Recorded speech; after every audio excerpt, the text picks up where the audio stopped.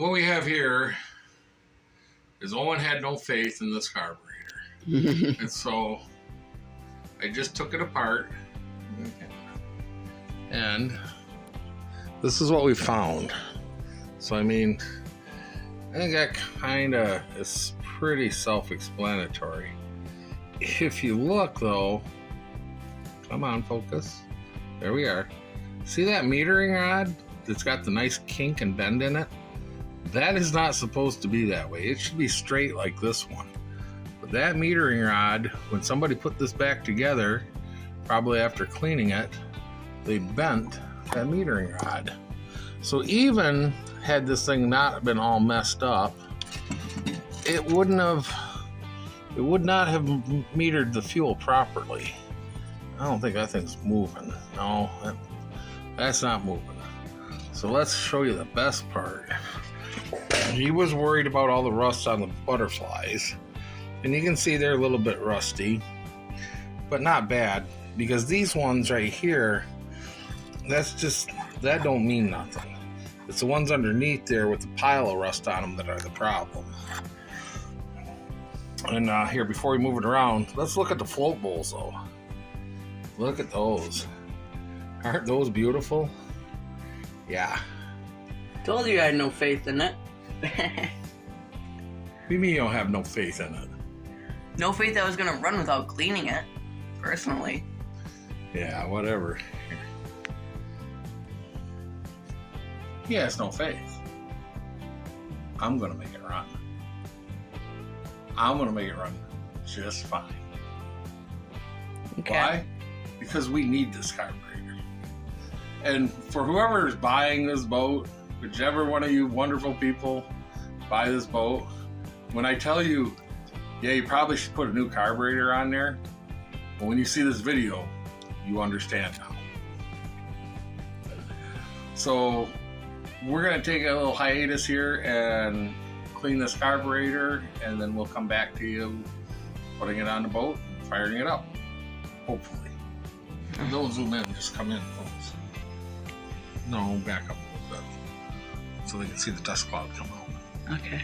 Just hold the camera like that. Yep. Level. You see it? Uh-huh. Here we go.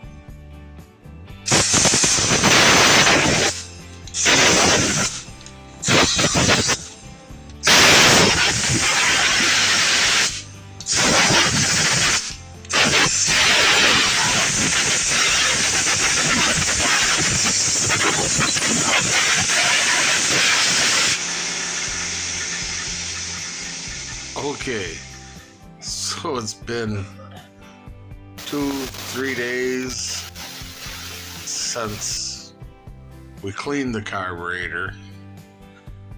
Dead battery, 2 gallons of water in the engine, or 3. Wouldn't roll over because it was hydraulic and frozen, and so we missed some of that, but here we go with starting it.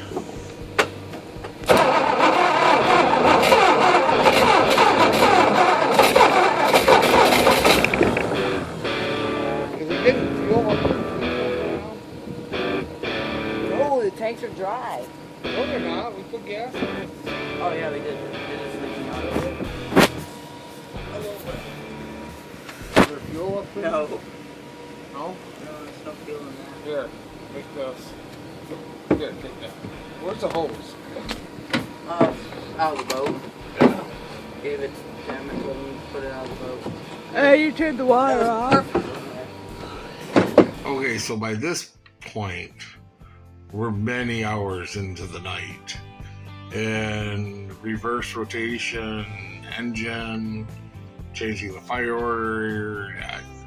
Long story, there will be a firing order and reverse rotation video for this thing. But anyways, so now it's time for me to climb back in the boat for numerous times. What you did miss was the firing order being off, a fire out the exhaust that was about a big 6-foot flame that we didn't catch, and then a combustion in the exhaust that was as loud as a 12-gauge shotgun. But we missed some of that, but here we go. Let's fire this up. You need, or I just turned my lucky key.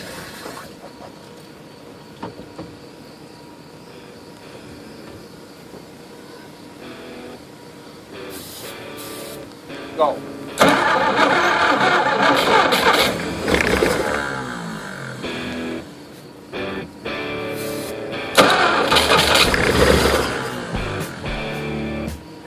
Try it.